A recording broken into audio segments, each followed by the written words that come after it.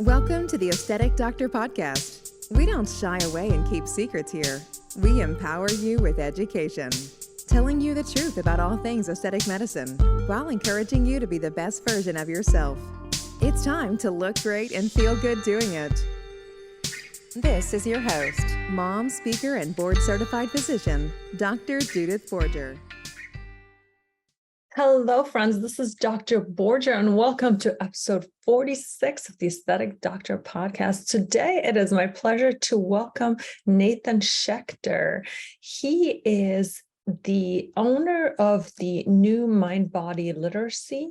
He is a exercise physiologist. He is certified by the American College of Sports Medicine and Personal Training. He is a precision nutrition coach, and he is a yoga teacher as well as an expert in nonviolent communication.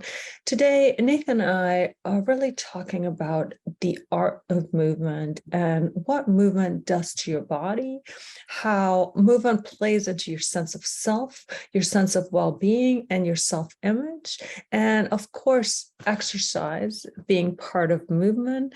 We are talking about really what Nathan does, which is to help people build strong bodies, flexible minds, and lives they love. So please join me in welcoming Nathan Schechter. So Nathan, thank you so much for being here. And I'm really excited to have this conversation on movement, on communication, on ways that your skills that you have in this world sort of add towards helping our listeners increase the authenticity and connection with their bodies. Yeah, thank you, Jude. It's really a pleasure to be here and a pleasure to speak with you today. Thank you. You work a lot with movement. I know you've taught yoga. You have an exercise background. So how do you feel like movement can really impact people's body image and people's connection to themselves? Yeah, it's a great question and sort of a vast answer, but I'll start with like a simple story. This week, actually, I had a day where I was feeling stressed. I wasn't feeling great. I did go and I do all sorts of exercise because I'm also a personal trainer.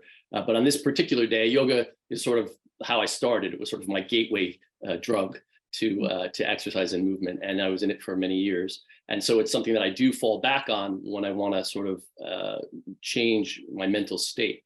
And so I went and I just did a little bit of, hot yoga, a little exercise. And by the time I was done, I felt 85% better. And I just walked out feeling like refreshed, feeling like I was seeing the world, clearly. And I was just amazed. Now I've done this thousands of times, but each time that it happens, I'm like, how does this work? And I could talk a lot about how we think it works, but it's an amazing experience to feel, sort of foggy in your head, and maybe your digestion isn't good, and maybe you don't feel good, and then have this complete transformation in a very, I did that one day, just lifting very heavy weights. And within a space of seconds, 30 seconds, you lift some very heavy weights and your whole mind clears. And that experience of going like, wow, this makes me feel so much better is very, very noticeable and very, very reassuring. So I think that, that's the story that I would start to sort of catch people's attention, or to catch my attention, that when you're living through it, you sort of go, wait, something's happening here, Yeah.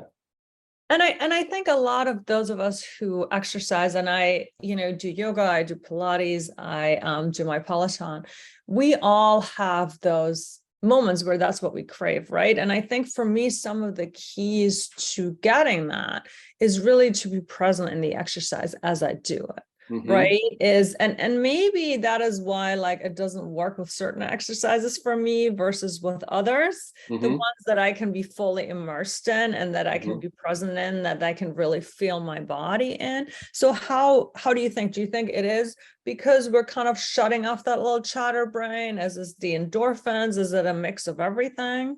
Well, it's a great question. And I think something to, that we're still discovering, because, we really don't know fully Even endorphins themselves, we don't fully understand them. Like we understand parts of them, some of them, but we're still learning about them. Some people wonder about like the endocannabinoid system. There are lots of different things that are happening. And that's one of the fascinating things about sort of the exercise science world is the myriad of changes. There's I won't get too sciencey, but like there's the upregulation, of, your ability to process insulin, through like GLUT4 receptors, right? And I always think of that like the sword that came up to King Arthur out of the lake. They're rising up to the top and the surface, and it's like you're telling me just by contracting my muscles, all of these deep, biological things, and I never knew that, growing up. I never realized. I just thought, oh, you exercise, you see the magazines. I never realized that there were these profound changes, chemically in the body that were happening, and yet there's also a lot of other things. And I'll tell you something that's super interesting. Two days before we had this, I was thinking about this coming up. There was just a radio show, which I happened to hear on national radio. And it was two researchers. And they were talking about the motor cortex, the part of the cortex that controls, some of our gross movement, right? So this is a complex system. But they had done this research and they were sort of sharing about it. And they were saying, we've gone into the motor cortex and we saw, where we used to think it was sort of, all laid out in a certain way. We found these three little areas, which nobody's really seen before, which operate differently. And they seem to connect, they seem to connect to areas of the brain that are about planning and areas of the brain that are about, emotion. And, in monkeys, at least, maybe even to organs like your, adrenal medulla, and to maybe when you're anticipating movement, there are things that are changing. And so what they were really saying was, this area of movement, when we look at it in a lab, it's got projections into many other aspects of the human experience. And that was fascinating to me, right? And who knows where that will go or how we discovered or what it will mean in the long term. But they were saying, the traditional view that we have, that this little tiny piece of real estate. Little homunculus that we all learned. Yeah, that's what they were saying. I mean, one of the things the guy literally said was, he said, the traditional view keeps getting dented. And he said, I think that's a good thing.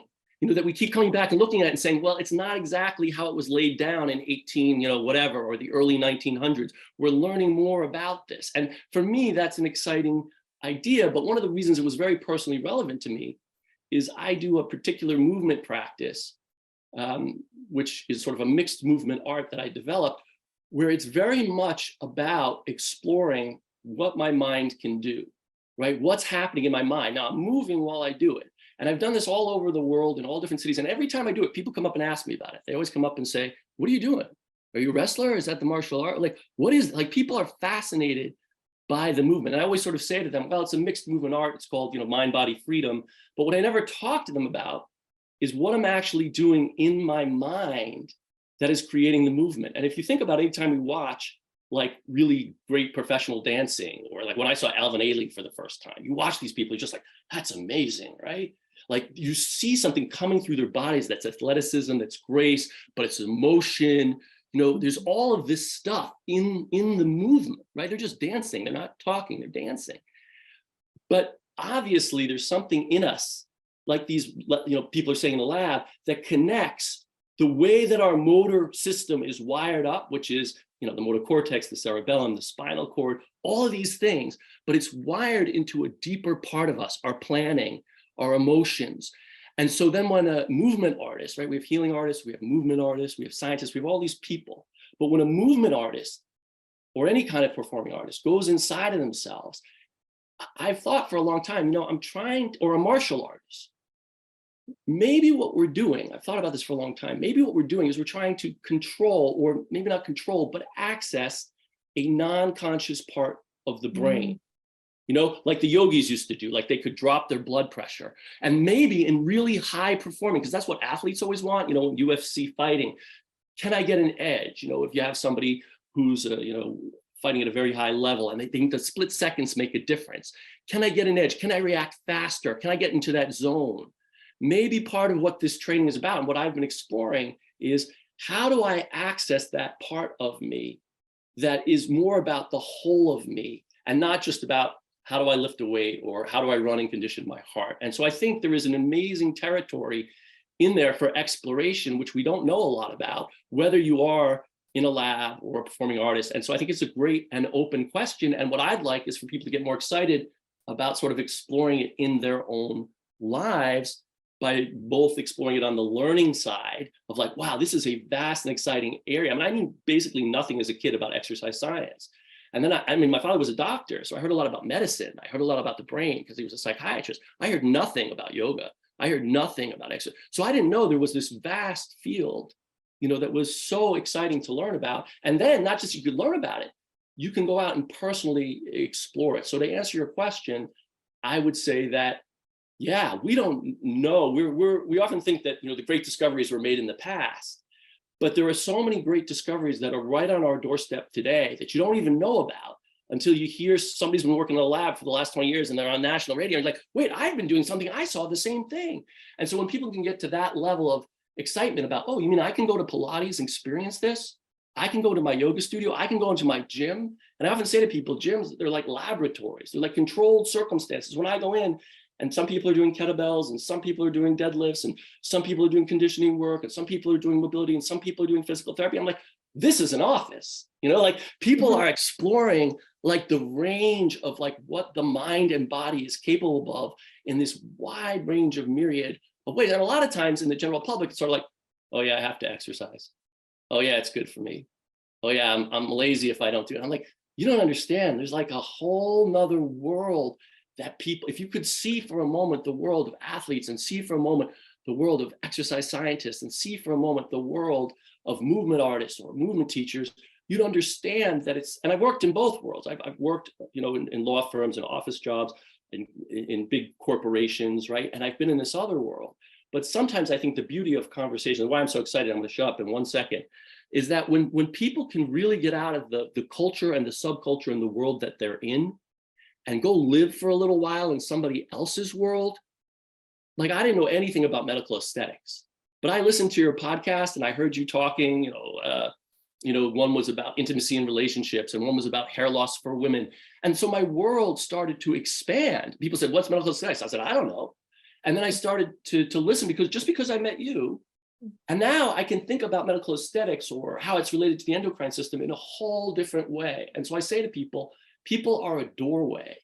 And when you meet somebody new, when you meet a new person in a new world, now a whole doorway in your life can open up to show you new possibilities. And I think that's something that we're all doing. The guy in Princeton is going on the radio and I'm hearing it and I'm in the gym and I'm coming and talking to you and somebody else hears that. And so we're all involved in this really exciting conversation when you can see it that way. And when you can look at it, as you were saying before we started, as a collaboration, that's when it really becomes something that's really, really supportive of what you talk about living your best life or living a life that you love, trying to discover how can I access much more of myself that's available, but in my day-to-day schedule, I may not be seeing it or I may not be in touch with it. It's available, but you need a bigger context and more. And I think the other thing I want to say is, I always say to people, let your questions be your teachers.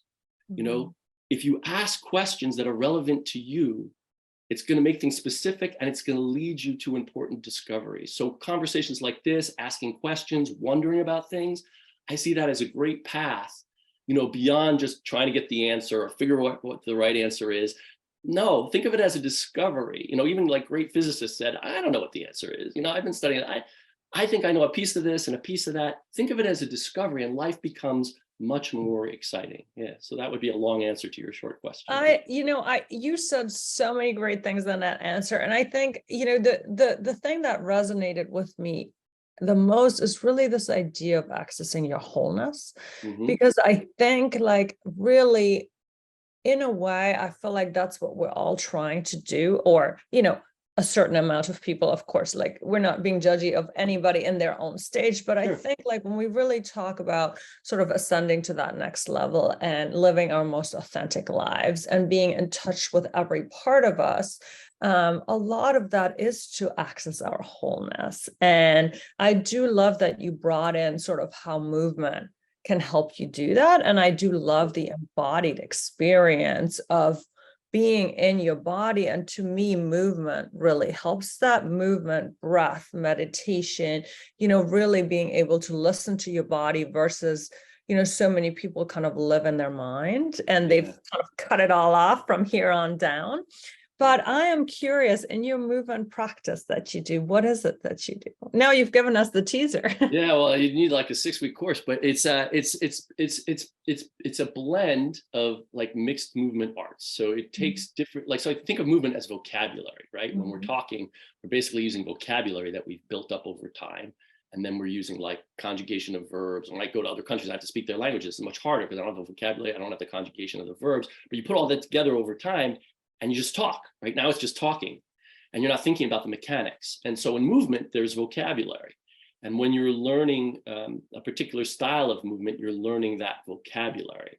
But just like you'll sometimes hear people and they'll speak sort of mixed English and Spanish or something, right? They're mixing. You can take these different vocabularies and you can mix them together. And people do, there are many mixed movement arts out there where people are kind of mixing a piece of that and a piece of this. Then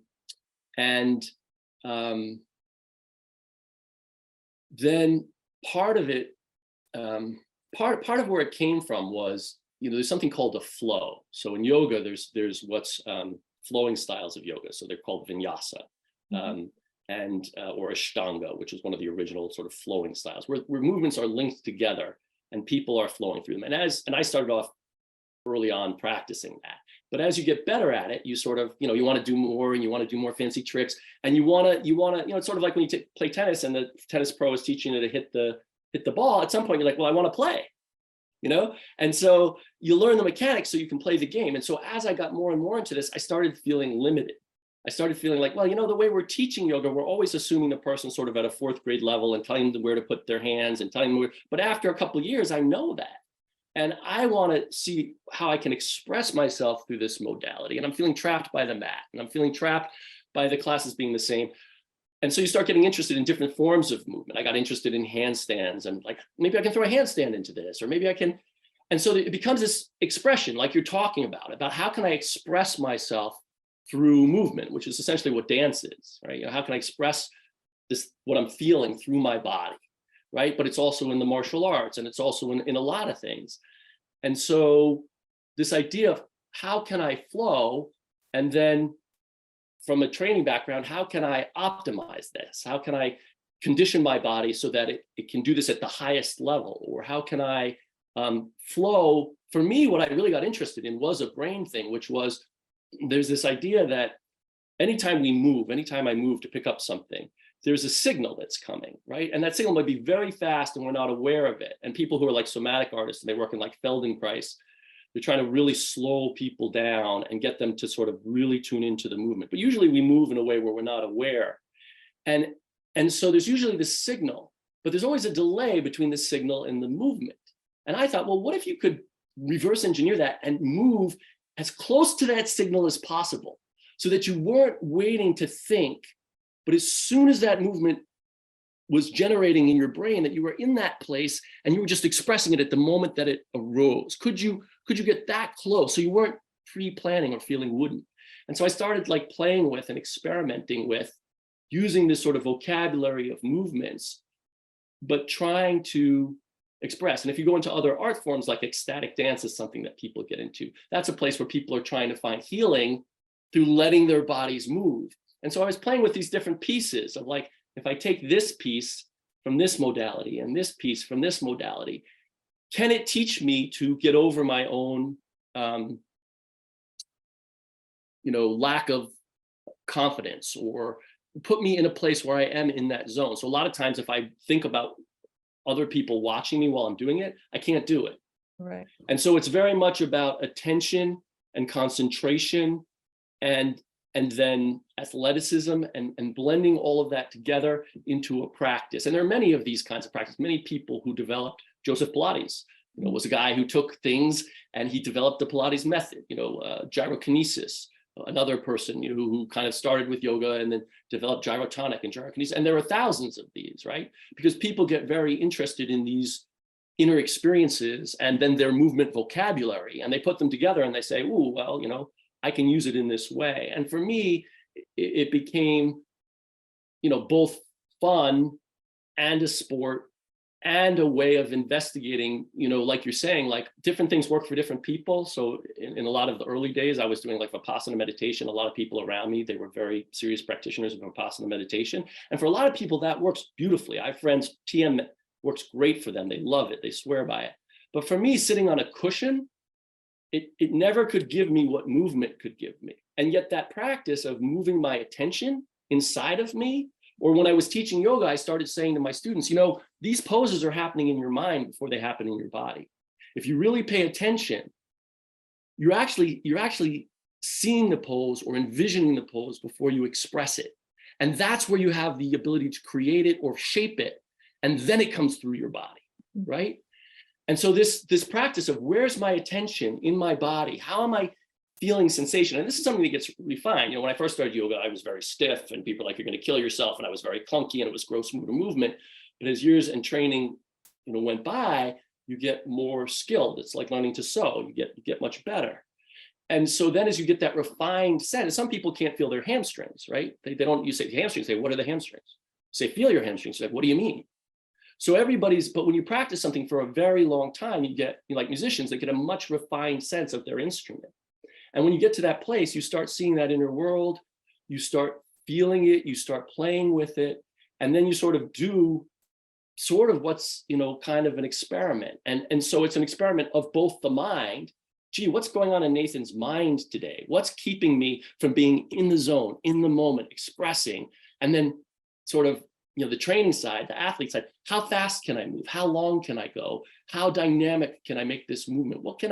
And then where does that lead me? Like, where does that take me? If I'm not controlling the movement anymore, like Mario Andretti once said that, he said he was driving and he drove so fast, he got scared because he wasn't controlling the car anymore. But when you're in that place, what will happen?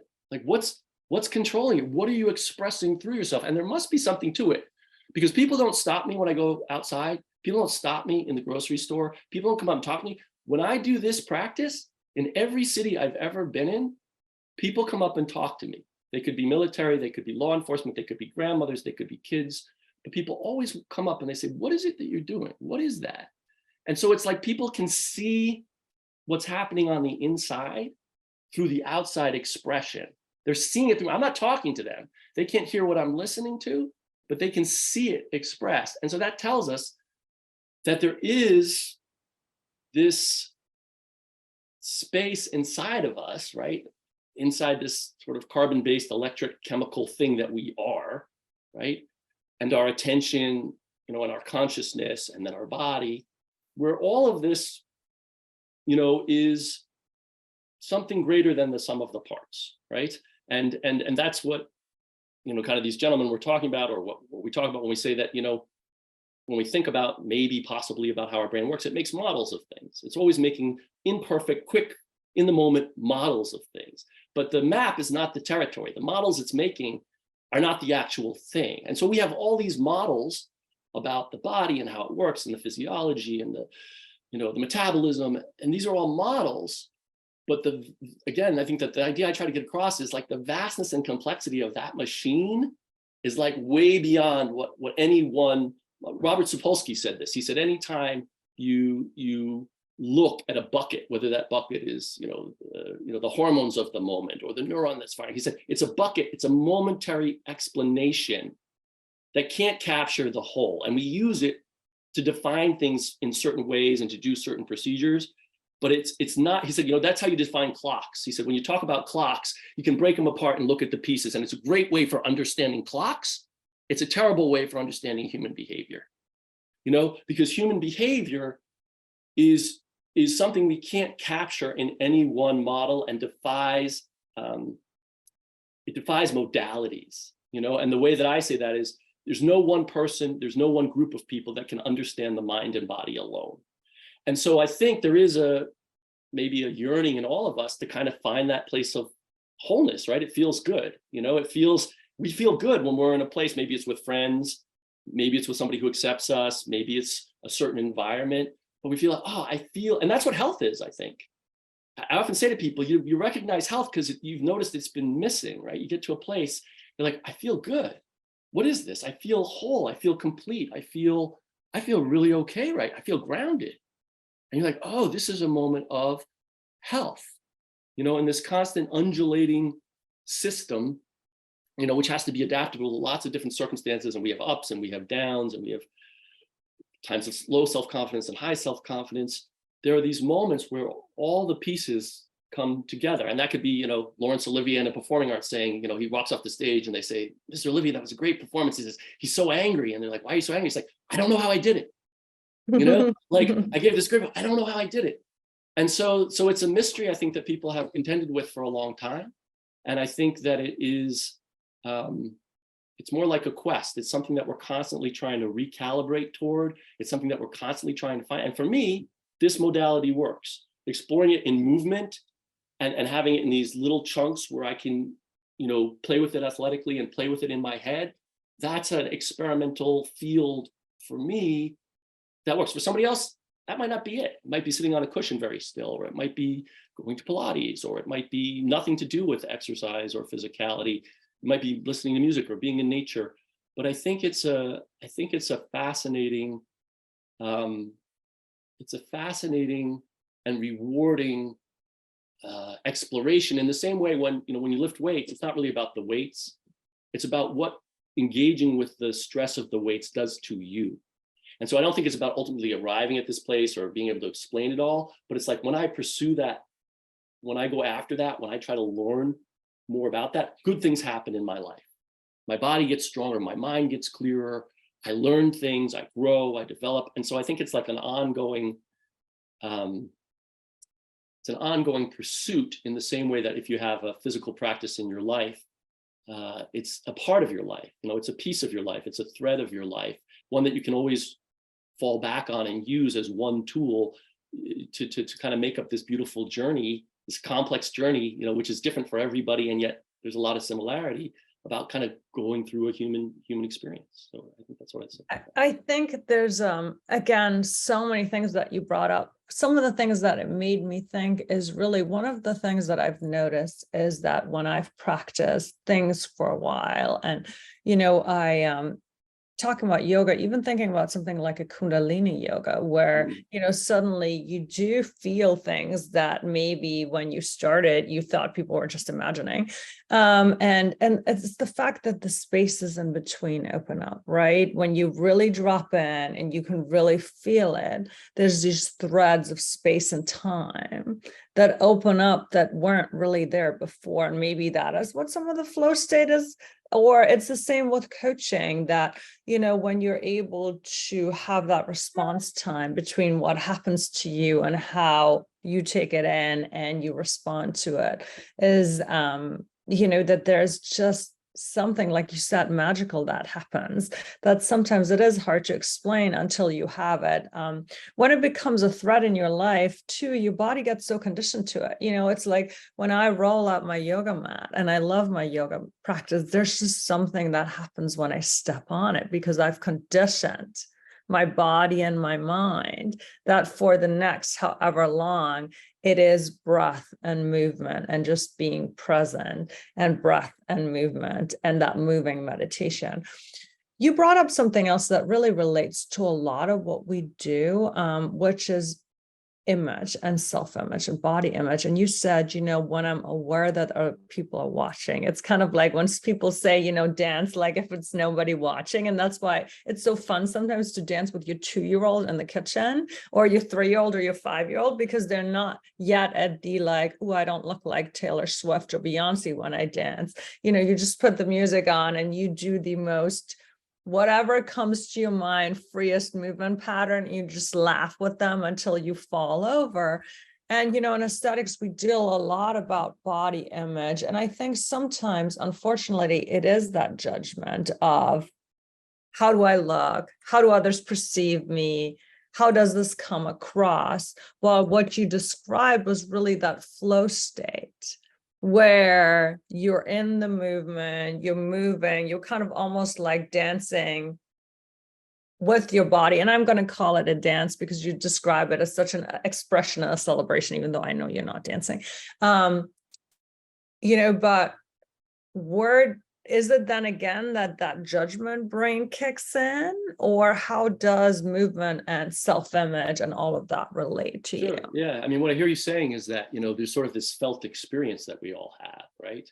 And that when you have a practice for a long time, whatever it may be, Pilates, yoga, dance, that you've sort of conditioned or trained yourself to kind of enter into a different felt experience. And it gets a little easier, with practice. And that maybe if some of the self-consciousness, like with your kids, like young kids may not have that same self-consciousness, in the kitchen, that there's a different felt sense that we experience in ourselves sometimes in Kundalini or whatever. Time seems to change, our sensations seem to change. We feel different, right?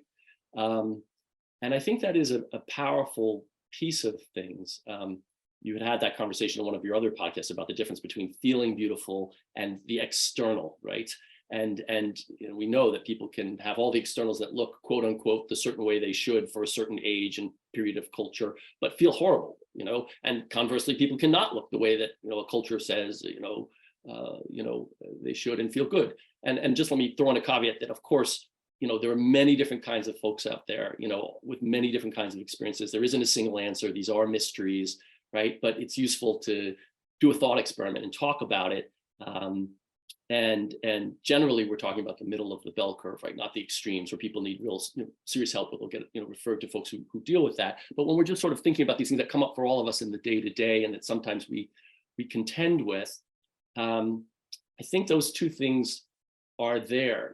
That one, there is a felt sense, right? There's this kind of, I feel low today. Oh, I feel down today. Oh, I feel low energy. I feel high energy. You see that just in using nutrition and diets, right? That if you change nutrient availability, your energy level is going to vary and you're going to feel different, right? You go on a fast for a really long time, you're going to feel different. You start eating again after that long fast, you're going to feel different. Nothing's changed except for the physiology, but your energy level. And actually what people get skilled at when they get skilled at using nutrition is how to surf those changing energy levels and make choices while they're surfing those different energy levels, which is, again, something people don't have a lot of familiarity with unless they're a physique athlete or something like that, right? But we have very much in our human experience these changing energy levels, these changing emotions, right? And so there's this gestalt felt sense, right? And that's part of what I'm playing with. It's like I used to say to people, think of like Star Trek, and when they beam up and they kind of swirl around, you have this whole body sense, or what they call body schema, right? What if we could use that? That's part of the things that I'm exploring. What if we could play with that sense of this felt sense that we have and use it like another sense? But the thing I think in day-to-day normal human experience that we run into trouble with is that it's normal that, for all of us, our minds get kind of locked into a certain state of thinking, right? And if we're feeling down, we kind of stay down for a while. If we're feeling up, we stay up, I'm enjoying this conversation with you, so I'm sort of energized, but later in the day, I might be thinking about something or worried about something and feel, lousy, right? So we're all going through that. And I think one of the things that as I thought about this, that I thought about is, first of all, beauty is a perception, right? It's a perception. What's beautiful to me might be different and beautiful to somebody else, right? Your previous guests, one of them said that her mother had said to her, it's not just you, it's not just what you look like, what the color of your hair, it's who's looking at you, it's what's the energy between the two of you. There are all these other factors which aren't just, like your body composition. How much fat tissue do you have? And how much, like nobody asks you that. Nobody says, so what's your body fat percentage and how much water is currently inside of you? And have you measured it on DEXA scan lately? And then I'll know how to relate to you. Like nobody talks like that, right? Because they don't want to know the material facts of your composition. They want to sort of engage with you in this both energetic way, right? But also through whatever models their mind has built up over time and how that reacts to the models. I mean, this guy who was on the radio said a fascinating thing. He said, anytime you're with another person, there were four things happening there. There's you, there's the model your mind has made of yourself. There's the other person, right? There's the model you have made of them. right? Because we're not actually seeing everything. I don't know everything about you. I'm making up a model of you based on the little that I know about you. So that model is not you. And so, and this is what, and this is where I try to sometimes talk to people and say to them, like, and you can see this really good in somebody, there's another thing that somebody said was like, if you have a stroke and you can't move your arm hasn't disappeared. The model in your brain of your arm is not working so that you can move it. The map has changed. So I try to get people to see that it's not a one-to-one correlation. The map is not this, or people have lost an arm, had an amputation, but they still feel it. The map, the model is there, but the actual physical reality is no longer there. And so when we're looking about this question of beauty, we're looking through a model. We're not necessarily seeing, and that's because our brains miss detail. And that's why it's so easy to get down on yourself. Because you're not really seeing, like in a database, the way the AI would say, well, you have this percentage body fat, you have this color, you're this, it would see every single detail, compute it, and then come up with a logical outcome. But your brain is just picking out highlights. And that's why I think, movement is great, because it can shift your state of mind, right? That's a powerful tool. It's one of the great things about it. But then the other powerful tool is conversation. Because what a good conversation can do is it can help you see things that you're missing, or get unstuck in a place. Your mind always produces the same model. It always, like, if you asked me about aesthetic medicine before I met you, I'd be like, aesthetic medicine? Don't know what that is really. Is it plastic surgery? That would be my model. Right. Now, if you ask me today, I'd say, well, there are people who deal with hair, and there's people who deal with this, and this has to do with the endocrines, and these procedures and botches. And did you know that it's it's a particular thing that works in this way? Like, I could tell them much more because my model has been upgraded because I met you and I talked to you, right? And so conversation, and you see this, in the other work that I do in nonviolent communication, you'll talk to people and you'll see that people get stuck, that their thinking gets stuck. And you on the outside can see it. Even if it's two people and they're getting into a disagreement, you can see them almost go into a tunnel, and a lot of people on the outside can see it. But because of the emotions involved and the mental models, the two people kind of get stuck, and you can see a way out of it, but they're so in it, they can't. And so having a wider context where you have another person outside of it who can give you new information, which just happens normally when we talk to people, but it's especially helpful if you have people who are really skilled at listening, right? That can be super helpful. And I think the other thing that I want to say is, you talk a lot, we talked a little bit about wanting to be authentic, like to live an authentic life. And authenticity actually is a hard thing because to be authentic suggests risk, right? It suggests that you're putting something out there that's really meaningful to you, or where you could be criticized, and that exposes you to risk. And so it's not something that we want. It's a pretty hard world out there. And I wouldn't advise people, just go out and be vulnerable with everybody. It's probably not a great idea. You want to choose your moments. You want to choose your people. But what you see is that it's so important to be able to be authentic, because when you can be authentic, you're kind of in a good, safe, trusting environment, putting out the pieces and then looking at them with that. First people understand when people talk, like right now, I'm excited. There's emotion there. There are needs there. People aren't just saying information. Information's coming out, but emotion is coming out too. Then once the person has processed the emotion, they can step back and look at it more objectively. That's why we reflect to people what they're saying, so that they can then take that breath and then look at it. And when they can look at it, they can then start to make sense of it. They can't necessarily make sense of it while they're expressing it. It's after that they can. And that's like playing with the puzzle. And that's how people start to learn, to grow. I'll give you one quick example. I was talking to someone who was saying, I really should exercise more and I need to do more with my nutrition. And we were talking about it. It was a back and forth conversation. And eventually they got to a part of the conversation. And I do a lot of listening usually when I'm with people. I'm doing more talking today, but usually I'm the one who listens. And then we got to a part and they said, well, it's just because I'm lazy. And I thought about it. I said, well, do you know about how professionals do this when they're trying to change their body composition? Has anybody ever told you that? Do you know how this works? They said, no, I never heard of that before. I said, oh, well, it kind of works like this. And did you ever think about maybe re-engineering things and doing a little bit like that. No, I never thought about that before. And I said, I don't think this is a question of your laziness or people. Often when we're struggling with something, we don't understand something, we're struggling. It's a normal human inclination to say, I'm bad, I'm ugly, I'm stupid, right? Because I can't figure it out. And in my frustration, I turn that frustration on myself. Somebody else enters and says, well, cars are a tricky thing, but here's how you can fix that problem in your engine. You're like, oh, I'm not a mechanic. That's really helpful. And so you say to somebody, well, actually, this is just a common problem that people run into, and there's actually a way around this. And I didn't even have to tell them. But the next time I talked to them, they were already doing things differently because the model in their mind had changed. All I did was I just added a couple pieces of information. And I think when things are easy, when they're to our benefit, when they affirm us, we'll do them. But if they're confusing and they're hard and they're scary, we won't, right? So to kind of sum all that up, I guess what I would say is we have, again, all these tools, right? We want to feel good about ourselves, but we don't. One tool, movement, right? Maybe meditation, maybe something cushion. Get into your body, get moving, get your physiology working for you. Learn how to do that.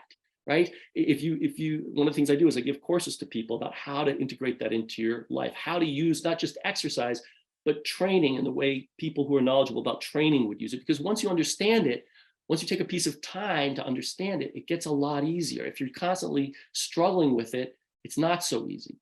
And so you can take, I always say to people, like you take a period of time, you put a bathroom in your house, you're doing a big project, you set aside the budget, you set aside the time, you don't do it in the middle of like having a baby and moving, like you plan it. So plan to learn a little bit about this, learn it, and then take that with you and it will help you. Because if you do integrate that, movement is a great tool. The second thing is, we can't give you all the answers in a podcast, right? We can't know what's relevant to you and your situation, but you can take those questions and those concerns and find somebody who's a good candidate, your friend, your barber, a professional, whoever, somebody who's caring, who can listen, who can reflect, and have a conversation. And that conversation, if you find a space and a place where you can authentically begin to gently explore that, may yield you insights that begin to free up your model. Very last thing I'll say about that is Robert Keegan was a psychologist, and he said, if you want to change how your mind is working, have a new experience. Don't bet the farm, don't go do something crazy, but just like have a little bit of a new experience. Because that's how we grow and how we learn. So I think when our minds get stuck in thinking, well, I'm this way, or I'm, ugly, or that's really a fixed mindset. And it's something we all fall into and we all will continually fall into because it's how our minds work, trying to make these models and make sense of the world. But there are ways to shift out of them. Movement is one, conversation and connection is another. And so it's this constant game of, this is where I'm at, this is how I'm at. How do I shift? This is where I'm at. This is how I'm at. How do I shift? It's a constant, just like our bodies are constantly adapting, our blood pressure is constantly adapting, our heart rate, our minds are constantly adapting. And so you get skilled like a surfer, learning, okay, I've kind of hit a snag here. How do I get out of that? And sometimes you need a big project, you need to bring in a professional, and sometimes you just need to call a friend. So, that's how I would think about that. I love that because, you really kind of summarized also what I try to do with this podcast, right?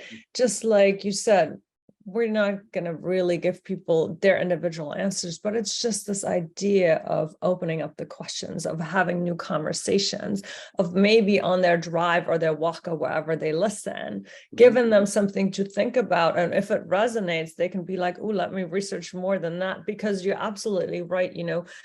I talk a lot about self-image, and self-image is some of my favorite kind of things to talk about because, and you said it beautiful, it's that model you made about you, and you can only create to the edge of your self-image. So like you use your movement and your nonviolent communication and all of the tools on your arsenal to really, in a way, expand people's self-image, right? Like that's how I use a lot of coaching. And it's funny because in coaching, we work a lot on people's models. And that's exactly the term we use as like sort of almost helping them see the models, that they're just something in a way made up, right? Like it's just a made up construct. It's not the truth. It's a made up construct. It can be changed. And like you said, to like upgrading the model. So I love that without knowing these things about me, you've kind of hit them totally home.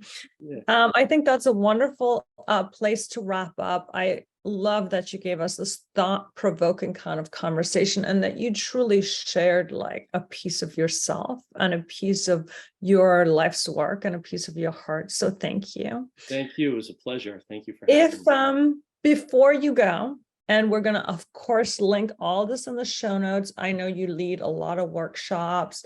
I know you do a lot of stuff, and we've touched on so many things. Would you briefly kind of tell people about some of the highlights of what you do, and if they're interested, where they can find you? Yep. So you can find me at my website. So that's the new mindbodyliteracy.com. I do private coaching. So I work with people like you one-on-one. Then I do these longer courses, which are usually 3 or 4 month courses, which do help people learn sort of the basics of how to go from exercise, which is kind of just what we all know, to training, which is sort of using exercise for a purpose. I want to get stronger.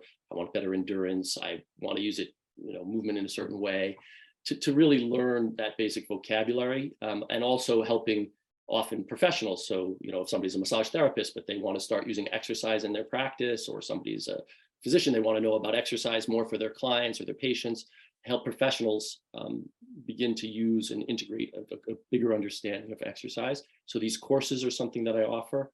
And then nonviolent communication, I also do one-on-one sessions, and I teach and facilitate that in courses as well, because I think that is a modality where the other way that we learn about these things is through practice. And that's a really nice practice, because in that, you're just talking about yourself and your life, and you're using that to learn these sort of skills. And also it puts you in a situation where sometimes it's one-on-one, but as you get more experience and you work with more folks, you see that people run into the same obstacles again and again. And as you see other people who are not you, not your personality, totally different from you, running into the same scenarios, you start to learn from that too, and say, oh, these are common obstacles that everybody runs into, and I can step back and think about a strategy for that. And that's a very helpful kind of modeling too, because you start to see these models are in other people, not just in you. So that's sort of a shared human experience. Yeah, shared human experience. And then as a professional, you start to think, okay, I used to say to people, when people teach exercises, they say, here are the 5 most common mistakes people make, and here's how to avoid them, and so you start to see that and learn that. And so I think the best thing really is for folks to reach out and, if they have questions, ask which of these might be the most appropriate for me, because everything really does start with a conversation like we're having today. Getting to know somebody, getting comfortable with them, and then going from there is really what I recommend. So people are more than welcome to reach out to me, by email or social media or whatever they see fit. Well, and we're, of course, linking it all. So again, thank you so much. This was like a wonderful conversation that flew by. Yeah. Thanks for sharing your knowledge and wisdom. It was such a pleasure to have you. Thank you, Judith. It was a pleasure for me too, really. Thank you. Thank you for listening to the Aesthetic Doctor podcast with Dr. Judith Borger. We'd love to connect with you outside of the show. Follow Dr. Borger on Instagram at Dr. Borger, and find more online and ways to work with Dr. Borger at www.theaestheticdoctor.com. Until next time, be well.